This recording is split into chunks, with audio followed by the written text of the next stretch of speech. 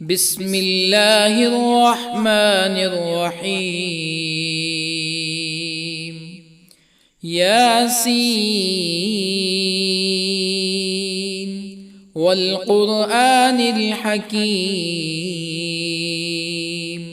إنك لمن المرسلين على صراط مستقيم تنزيل العزيز الرحيم لتنذر قوما ما أنذر آباؤهم فهم غافلون. لقد حق القول على أكثرهم فهم لا يؤمنون. إنا جعلنا في أعناقهم أغلالا فهي إلى الأذقان فهم مقمحون. وجعلنا من بين أيديهم سدا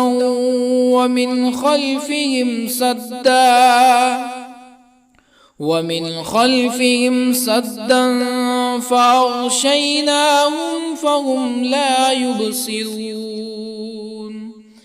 وسواء عليهم أأنذرتهم أم لم تنذرهم لا يؤمنون. إنما تنذر من اتبع الذكر وخشي الرحمن بالغيب فبشره بمغفرة وأجر كريم. إنا نحن نحيي الموتى ونكتب ما قدموا وآثارهم وكل شيء أحصيناه في إمام مبين. واضرب لهم مثلا أصحاب القرية إذ جاءها المرسلون إذ أرسلنا إليهم اثنين فكذبوهما فعززنا بثالث فقالوا إنا إليكم مرسلون. قالوا ما أنتم إلا بشر مثلنا وما أنزل الرحمن من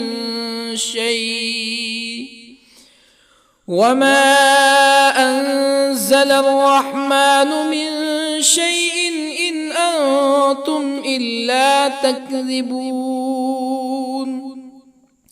قالوا ربنا يعلم إنا إليكم لمرسلون وما علينا إلا البلاغ المبين.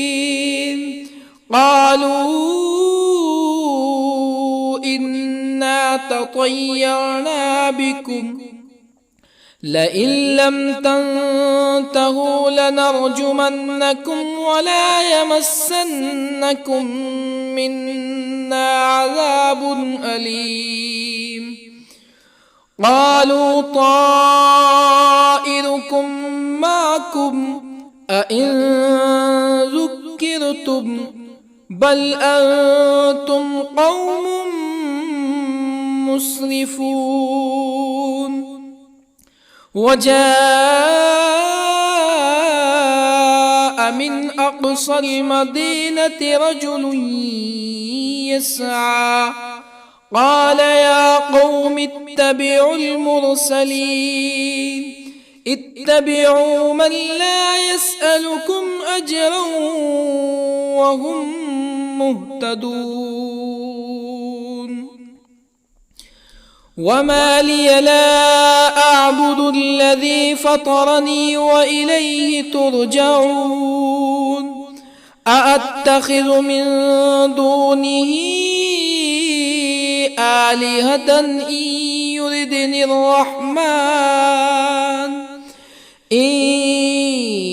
يردني الرحمن بضر لا تغن عني شفاعتهم شيئا ولا ينقذون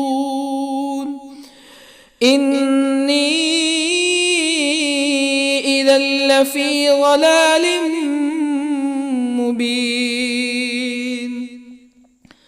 إني آمنت بربكم فاسمعون قيل ادخل الجنة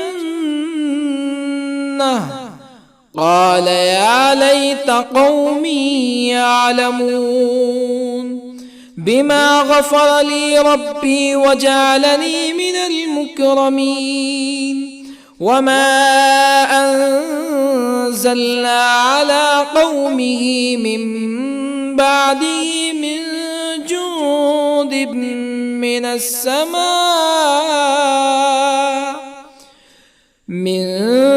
جند من السماء وما كنا منزلين إن كانت إلا صيحة واحدة فإذا هم خامدون يا حسرة على العباد ما يأتيهم من رسول إلا كانوا به يستهزئون ألم يروا كم أهلكنا قبلهم من القرون أنهم إليهم لا يرجعون وإن كل لما جميع لدينا محضرون وآية لهم الأرض الميتة أحييناها وأخرجنا منها حبا فمنه يأكلون وجعلنا فيها جنات من نخيل وأعناب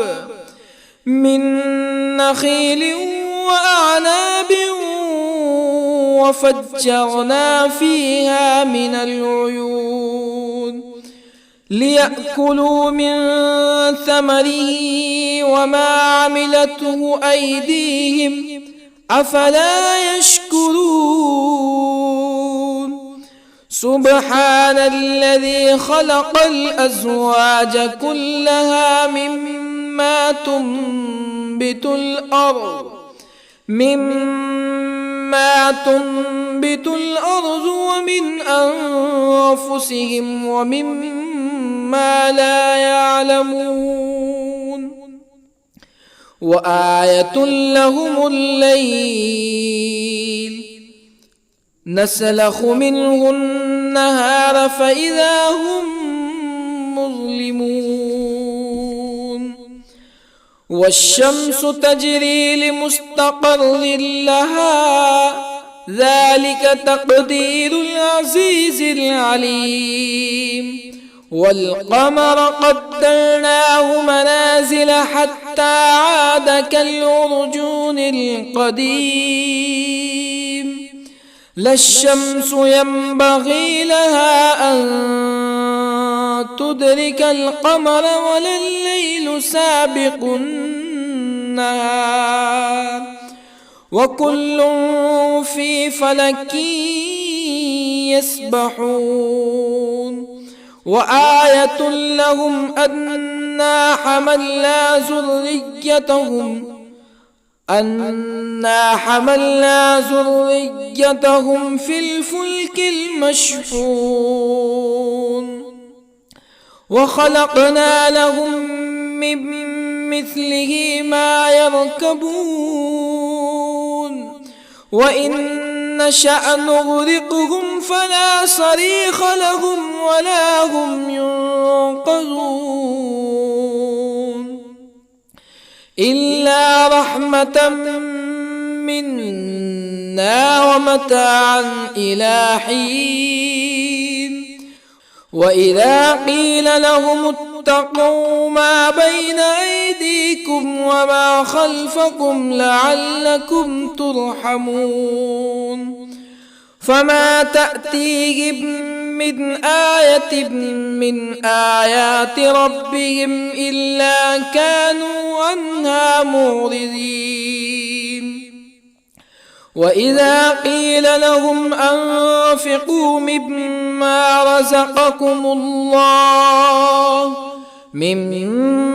رزقكم الله قال الذين كفروا للذين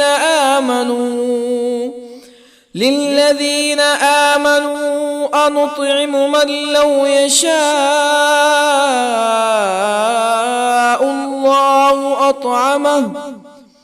من لو يشاء الله أطعمه إن أنتم إلا في ضلال مبين ويقولون متى هذا الوعد إن كنتم صادقين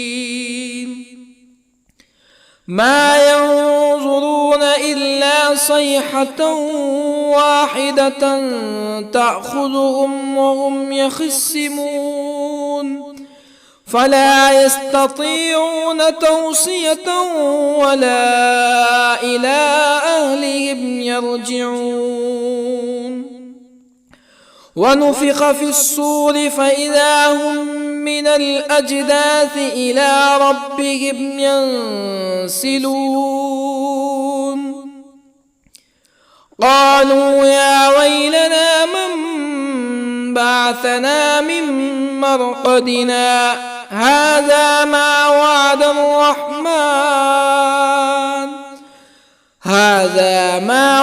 الرحمن وصدق المرسلون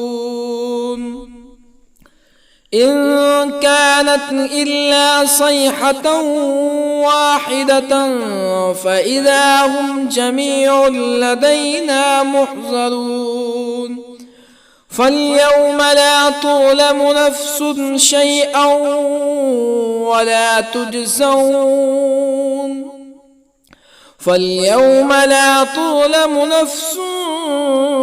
شيئا ولا تجزون إلا ما كنتم تعملون إن أصحاب الجنة اليوم في شغل فاكهون هم وأزواجهم في ظلال على الأرائك متكئون لهم فيها فاكهة ولهم ما يدعون سلام قولا من رب رحيم وامتازوا اليوم أيها المجرمون ألم أعهد إليكم يا بني آدم ألا تعبدوا الشيطان إنه لكم عدو مبين وأن اعبدوني هذا صراط مستقيم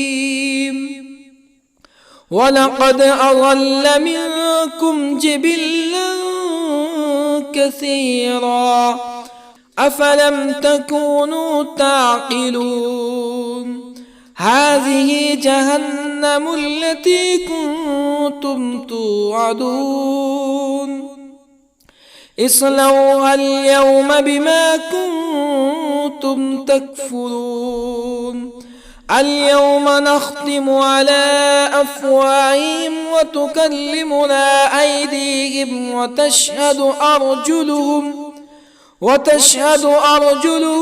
بما كانوا يكسبون ولو نشاء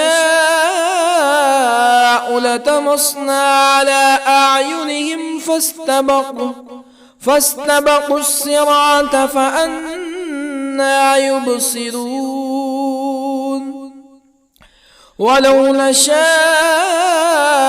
لطمسنا على أعينهم فاستبقوا الصراط فأنى يبصرون ولو نشاء لمسخناهم على مكانتهم فما استطاعوا مزيا ولا يرجعون ومن نعمره ننكسه في الخلق أفلا يعقلون وما علمناه الشعر وما ينبغي له إن هو إلا ذكر وقرآن مبين لينذر من كان حيا ويحق القول على الكافرين أولم يروا أنا خلقنا لهم مما عملت أيدينا أنعاما أولم يروا أنا خلقنا لهم مما عملت أيدينا أنعاما فهم لها مالكون وظللنا لهم فمنها ركوبهم ومنها يأكلون ولهم فيها منافع ومشارب أفلا يشكرون واتخذوا من دون الله آلهة لعلهم ينصرون لا يستطيعون نصرهم وهم لهم جند محضرون فلا يحزنك قولهم إنا نعلم ما يسرون وما يعلنون أولم ير الإنسان أنا خلقناه من نطفة فإذا هو خصيم مبين وضرب لنا مثلا ونسي خلقه قال من يحيي العظام وهي رميم قل يحييها الذي أنشأها أول مرة وهو بكل خلق عليم الذي جعل لكم من الشجر الأخضر نارا فإذا أنتم منه توقدون أوليس الذي خلق السماوات والأرض بقادر على أن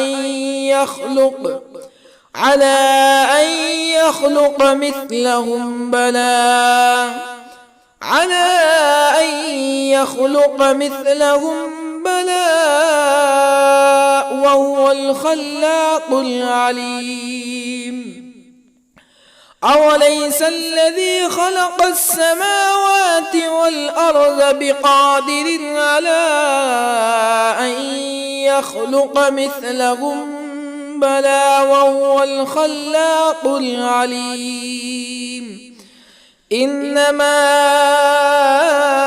أمره إذا أراد شيئا أن يقول له كن فيكون فسبحان الذي بيده ملكوت كل شيء وإليه ترجعون بسم الله الرحمن الرحيم الرحمن علم القرآن خلق الإنسان علمه البيان الشمس والقمر بحسبان والنجم والشجر يسجدان والسماء رفعها ووضع الميزان ألا تطغوا في الميزان وأقيموا الوزن بالقسط ولا تخسروا الميزان والأرض وضعها للأنام فيها فاكهة والنخل ذات الأكمام والحب ذو العصف والريحان فبأي آلاء ربكما تكذبان خلق الإنسان من صلصال كالفخار وخلق الجان من مارج من نار فبأي آلاء ربكما تكذبان رب المشرقين ورب المغربين فبأي آلاء ربكما تكذبان مرج البحرين يلتقيان بينهما برزخ لا يبغيان فبأي آلاء ربكما تكذبان يخرج منهما اللؤلؤ والمرجان فبأي آلاء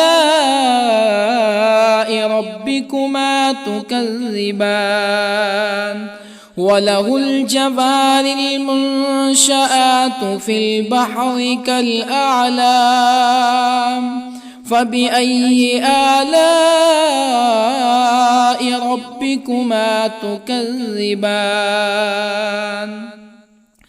كل من عليها فان ويبقى وجه ربك ذو الجلال والإكرام فبأي آلاء ربكما تكذبان يسأله من في السماوات والأرض كل يوم هو في شأن فبأي آلاء ربكما تكذبان سنفرغ لكم أيها الثقلان فبأي آلاء ربكما تكذبان يا معشر الجن والإنس إن استطعتم أن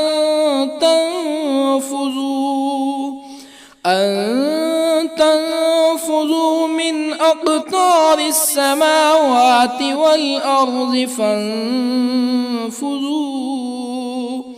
لا تنفذون إلا بسلطان فبأي آلاء ربكما تكذبان يرسل عليكما شواظ من نار ونحاس فلا تنتصران فبأي آلاء ربكما تكذبان فإذا انشقت السماء فكانت وردة كالدهان فبأي آلاء ربكما تكذبان فيومئذ لا يسأل عن ذنبه إنس ولا جان. فبأي آلاء ربكما تكذبان؟ يعرف المجرمون بسيماهم فيؤخذ بالنواصي والأقدام. فبأي آلاء ربكما تكذبان؟ هذه جهنم التي يكذب بها المجرمون يطوفون بينها وبين حميم آن. فبأي آلاء ربكما تكذبان؟ ولمن خاف مقام ربه جنتان. فبأي آلاء ربكما تكذبان؟ ذواتا أفنان. فبأي آلاء ربكما تكذبان؟ فيهما عينان تجريان. فبأي آلاء ربكما تكذبان؟ فيهما من كل فاكهة زوجان. فبأي آلاء ربكما تكذبان؟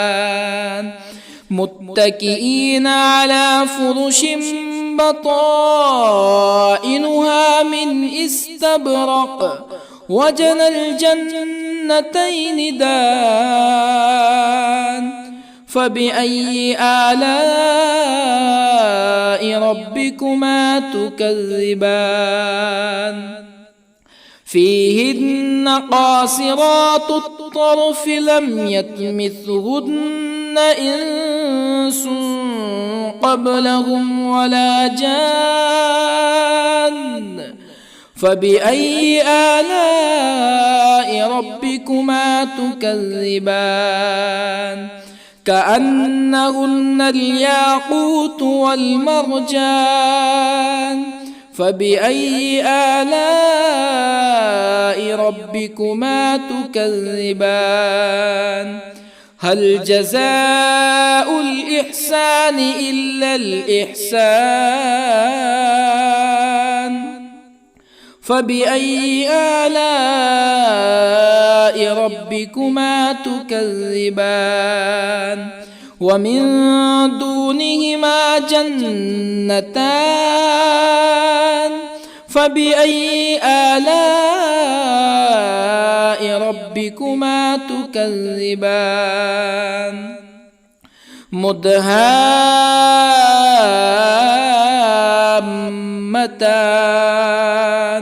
فبأي آلاء ربكما تكذبان؟ فيهما عينان نضاختان. فبأي آلاء ربكما تكذبان؟ فيهما فاكهة ونخل ورمان. فبأي آلاء ربكما تكذبان؟ فيهن خيرات حسان. فبأي آلاء ربكما تكذبان؟ حور مقصورات في الخيام. فبأي آلاء ربكما تكذبان؟ لم يطمثهن إنس قبلهم ولا جان. فبأي آلاء ربكما تكذبان متكئين على رفرف خضر وعبقري حسان فبأي آلاء ربكما تكذبان تبارك اسم ربك ذي الجلال والإكرام بسم الله الرحمن الرحيم ياسين والقرآن الحكيم إنك لمن المرسلين على صراط مستقيم تنزيل العزيز الرحيم لتنذر قوما ما أنذر آباؤهم فهم غافلون لقد حق القول على أكثرهم فهم لا يؤمنون إنا جعلنا في أعناقهم أغلالا فهي إلى الأذقان فهم مقمحون وجعلنا من بين أيديهم سدا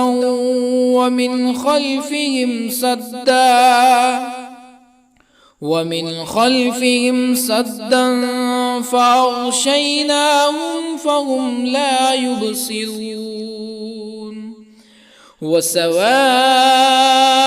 عليهم أأنذرتهم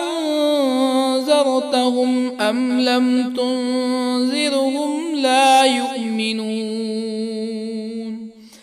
إنما تنذر من اتبع الذكر وخشي الرحمن بالغيب فبشره بمغفرة وأجر كريم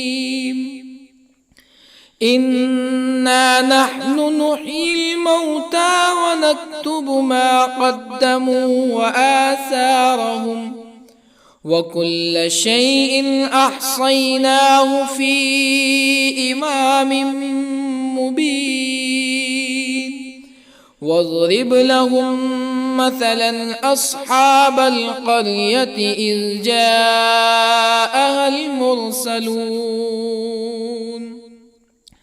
إذ أرسلنا إليهم اثنين فكذبوهما فعززنا بثالث فقالوا إنا إليكم مرسلون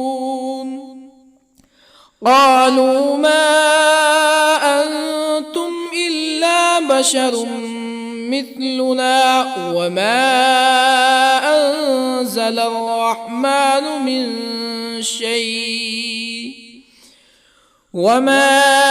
أنزل الرحمن من شيء إن أنتم إلا تكذبون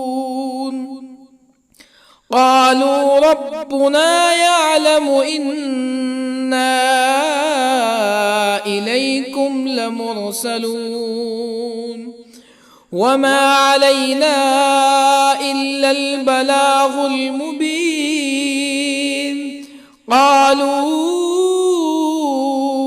إنا تطيرنا بكم لئن لم تنتهوا لنرجمنكم ولا يمسنكم منا عذاب أليم قالوا طائركم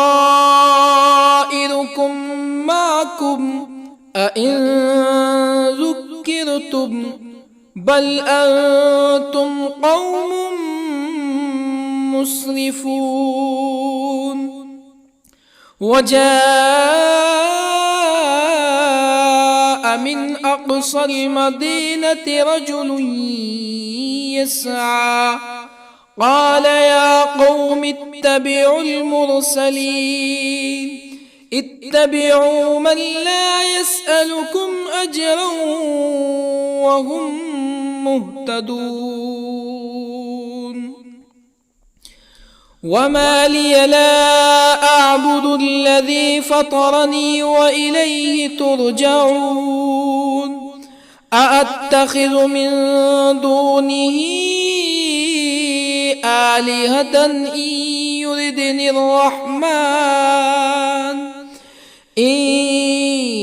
يردني الرحمن بضر لا تغني عني شفاعتهم شيئا ولا ينقذون.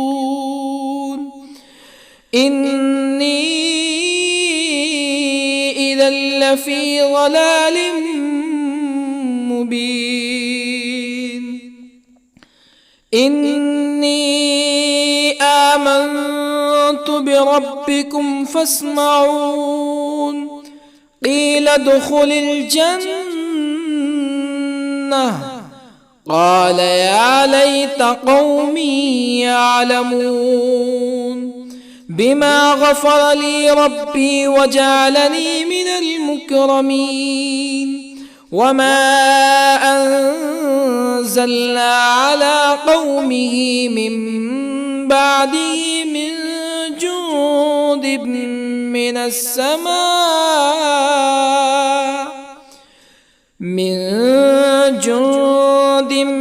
من السماء وما كنا منزلين. إن كانت إلا صيحة واحدة فإذا هم خامدون. يا حسرة على العباد ما يأتيهم من رسول إلا كانوا به يستهزئون. ألم يروا كم أهلكنا قبلهم من القرون أنهم إليهم لا يرجعون. وإن كل لما جميع لدينا محضرون. وآية لهم الأرض الميتة أحييناها وأخرجنا منها حبا فمنه يأكلون. وجعلنا فيها جنات من نخيل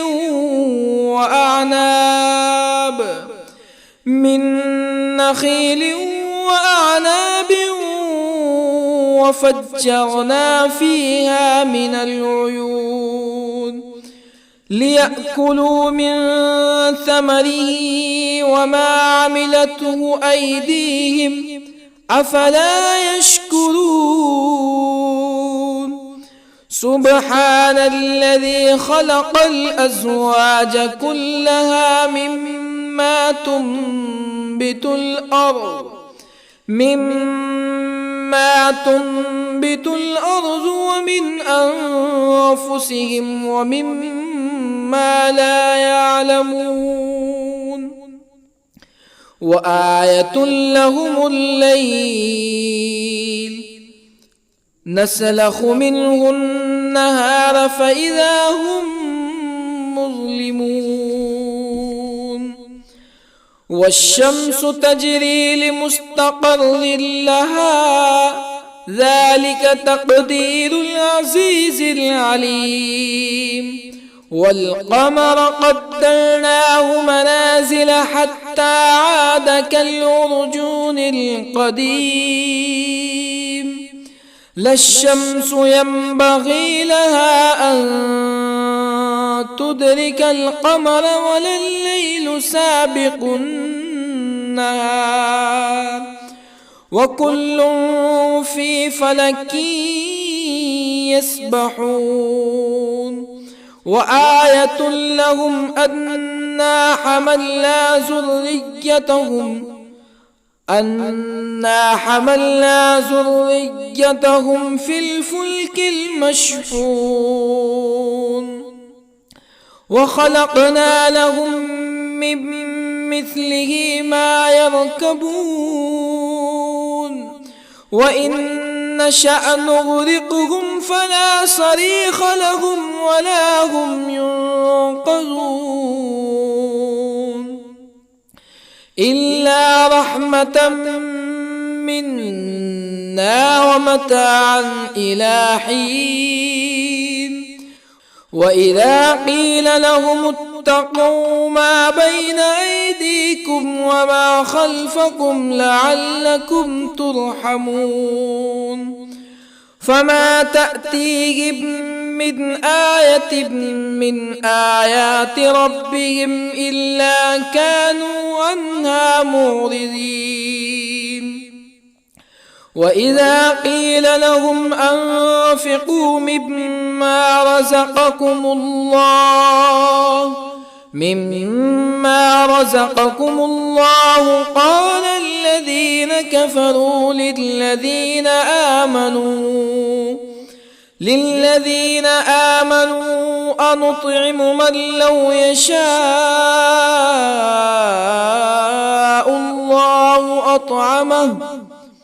من لو يشاء الله أطعمه إن أنتم إلا في ضلال مبين ويقولون متى هذا الوعد إن كنتم صادقين ما ينظرون إلا صيحة واحدة تأخذهم وهم يخصمون فلا يستطيعون توصية ولا إلى أهلهم يرجعون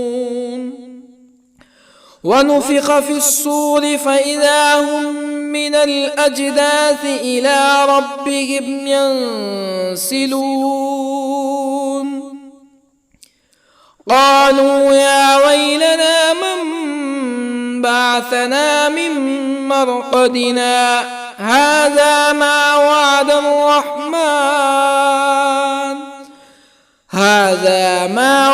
الرحمن وصدق المرسلون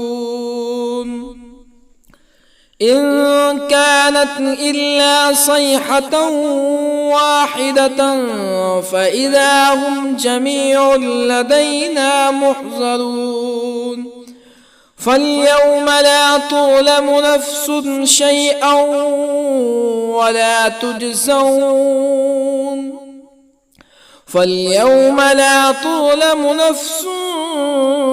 شيئا ولا تجزون إلا ما كنتم تعملون إن أصحاب الجنة اليوم في شغل فاكهون هم وأزواجهم في ظلال على الأرائك متكئون لهم فيها فاكهة ولهم ما يدعون سلام قولا من رب رحيم وامتازوا اليوم أيها المجرمون ألم أعهد إليكم يا بني آدم ألا تعبدوا الشيطان إنه لكم عدو مبين وأن اعبدوني هذا صراط مستقيم ولقد أضل منكم جبلا كثيرا أفلم تكونوا تعقلون هذه جهنم التي كنتم توعدون اصلوها اليوم بما كنتم تكفرون اليوم نختم على أفواههم وتكلمنا أيديهم وتشهد أرجلهم بما كانوا يكسبون ولو نشاء لطمسنا على أعينهم فاستبقوا الصراط فأنى يبصرون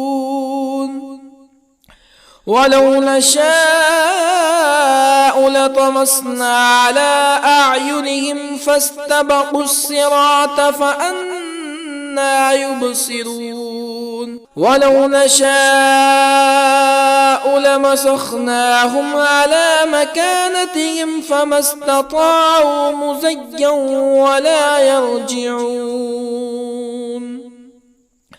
ومن نعمره ننكسه في الخلق أفلا يعقلون وما علمناه الشعر وما ينبغي له إن هو إلا ذكر وقرآن مبين لينذر من كان حيا ويحق القول على الكافرين أولم يروا أنا خلقنا لهم مما عملت أيدينا أنعاما أولم يروا أنا خلقنا لهم مما عملت أيدينا أنعاما فهم لها مالكون وظللنا لهم فمنها ركوبهم ومنها يأكلون ولهم فيها منافع ومشارب أفلا يشكرون واتخذوا من دون الله آلهة لعلهم ينصرون لا يستطيعون نصرهم وهم لهم جند محضرون فلا يحزنك قولهم إنا نعلم ما يسرون وما يعلنون أولم ير الإنسان أنا خلقناه من نطفة فإذا هو خصيم مبين وضرب لنا مثلا ونسي خلقه قال من يحيي العظام وهي رميم قل يحييها الذي أنشأها أول مرة وهو بكل خلق عليم الذي جعل لكم من الشجر الأخضر نارا فإذا أنتم منه توقدون أوليس الذي خلق السماوات والأرض بقادر على أن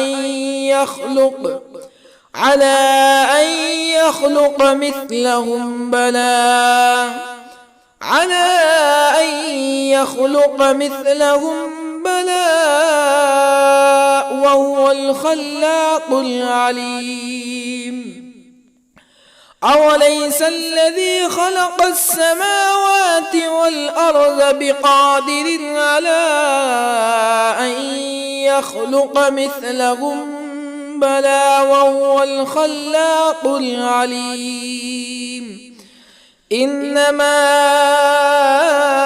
أمره إذا أراد شيئا أن يقول له